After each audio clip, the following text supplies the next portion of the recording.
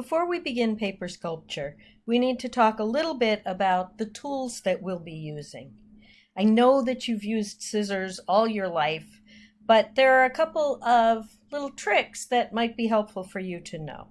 So let's begin with how scissors work. Scissors work because you have two sharp blades that are rubbing tightly against each other. Tightly starts with this little screw here. Now, some cheaper scissors just have a rivet and not a screw.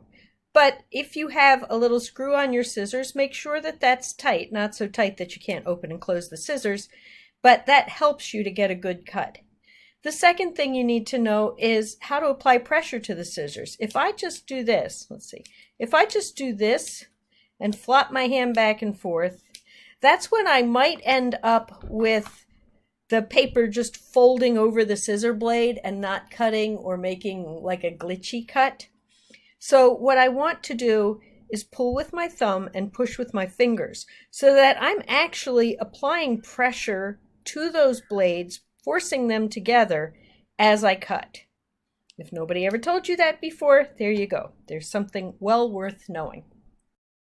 Since the point of having two sharp blades rubs together sort of depends on the sharp part, I wanted to just take you over to WikiHow a minute here and show you that there are multiple ways that you can sharpen scissors.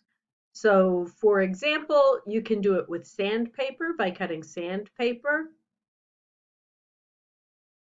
And of course, always clean it after you do it. This is the way, which is to fold aluminum foil and to cut through the aluminum foil. You would think that this would make scissors dull, but it doesn't. It actually is a very common method of sharpening scissors. The more folds you get, the more that you're cutting through, the more quickly your scissors will be sharpened. And again, clean it after you sharpen it. You can sharpen your scissors with a sharpening stone, but I'm not sure how many of you have a sharpening stone, and it helps in this to take the scissors apart using that little screw I already talked about. You can sharpen your scissors with a glass mason jar. That's pretty simple, right? Or here they say you can sharpen your scissors with a pin, but if you look closely, they're actually using a screwdriver. Same deal. And clean them. I'm not going to say more than that. I just wanted you to have that idea in your head too, that there are many ways to make sure that your scissors are sharp without having to go out and buy new scissors. A few other things that are well worth knowing. If I want to cut out a circle or any rounded shape, I do not want to cut up to it and then suddenly turn, because what that's going to do is make this little glitch right here in the paper. If I'm cutting out a circle or any kind of a curve, I don't want to come straight up on it. I want to come at it from an angle like this. Notice that I don't really turn my scissors. The opposite hand turns the paper, and that helps to control the cut more. If I start suddenly like turning my hand out there, I don't have as much control as if one hand cuts and then the other one controls where the paper goes. You can kind of see where it got glitchy where I tried to turn my hand instead of turning the paper. Suppose I'm cutting a shape that has a little V in it like this.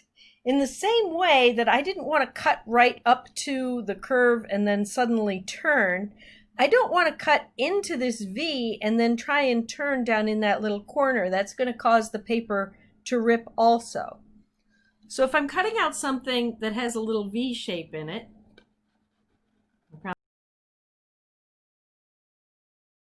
instead of cutting down into the V right away, I'm going to cut across it. And you can imagine that this would work with a number of different shapes, any kind of a shape. You know, if I was cutting out the shape of a hand or something and I had the space between the two fingers. Any kind of a shape is going to do this. And then once I've cut across wherever my V shape is, Then I cut in from one side and stop at that corner, cut in from the other side and stop at that corner, and then I get a nice clean cut there that's doesn't have the tear in the middle because I tried to turn my scissors in a place where scissors are too big to turn. Okay, so let's suppose that I've got a shape and I want to cut a shape out of the center of it.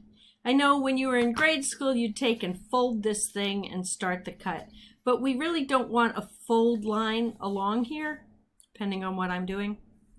I can take the scissors and poke through. Sometimes we lose control doing that. So the most controlled way is to not truly fold it, but to just sort of round it and then start a cut so that I don't actually fold the paper. Now I've got this little V cut in here, and I can start, again, I'm not going to cut, this is a curvy line, so I'm going to follow the curve. In a real world, I would use much smaller scissors, but I would follow the curve around like this. I'm not going to cut across it because I'm not cutting out the inside of the curve, I'm cutting the outside of the curve, and so forth and so on. Before we go any further, I want to talk a little bit about X-Acto knives. So I'm not at school yet, and I don't have an X-Acto knife officially, but I figured this little demonstration would work. If I was using a real X-Acto knife, I would want to make sure that I was working on top of a self-healing cutting mat. Here are a variety of examples of self-healing cutting mats. You'll see when I'm doing my demonstrations, I have one like this underneath my camera, just because I always work on top of a self-healing cutting mat. It has a number of advantages. It makes a softer surface. It's sort of like a rubbery, plasticky mat, and it makes a softer surface to cut into so that when I'm cutting with an X-Acto knife, I'm not dulling the blade. Secondly, it also has a little give so that if I'm drawing on top of it or pressing anything on top of it, it's kind of like working on top of a stack of paper instead of a hard table surface. It's a nicer surface to work on. And finally, we have brand new desks at the high school, and I sure don't want them getting cut up with X-Acto knives, and so this protects the desk. At school, I have self-healing cutting mats that are easy to spray down and disinfect, so when we're there, we will use these. They are a little bit expensive if you don't want to invest in one. When you're at home, just put a piece of cardboard or a magazine or a stack of newspaper underneath wherever you're cutting. Again, to keep the blade from getting dull, to keep the table protected, and so forth. You're going to hold an X-Acto knife just like you would hold a pencil. And the mistake people make is that they put the X-Acto knife like this and pull it along.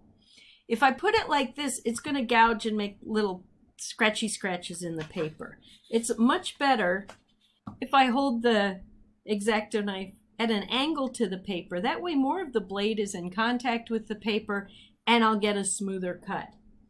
If I'm cutting a straight line, I would want to have a ruler along wherever I'm cutting that straight line. And if I'm using an X-Acto knife, it has to be a metal ruler. I have plenty of plastic and wooden rulers that people have forgotten and used with an X-Acto knife, and so now they have gouges out of the side of them. An X-Acto knife is sharp enough to cut a wooden or a plastic ruler, so that's why if you're cutting a straight line with an X-Acto knife, you want to use a metal ruler like this. The last thing I want to talk about is glue. This kind of glue, your basic glue stick, is made to hold just, one piece of paper onto another piece of paper. If we're doing paper sculpture, this isn't going to be strong enough. We really need to use liquid glue. Liquid glue holds better for any time that you're going to have paper that will have pressure pulling against it, which if we're doing paper sculpture, that's how that's going to go. So even if I was just gluing one little piece of paper onto another little piece of paper here, I want to use just tiny dots right around the edges. When you glue one piece of paper to another, you don't need a pile of glue in the center of the paper. That's what they do in elementary school, right? So that you get this big wad of glue in the middle of your paper and the paper starts folding up and buckling. What you want to do is just put tiny dots of glue right along the edges. If I can get the edges to hold down, it doesn't matter if there's any glue in the center. And I don't want a lot of glue sticking out, which is why I'm just using tiny dots. If I use a great deal of glue along those edges, it's going to like all ooze out and be gross. And then just turn it over and press it down. You'll see as we go along in our paper sculpture techniques that there's a lot of times where I'm going to tell you to use tiny little dots of glue just along the edges.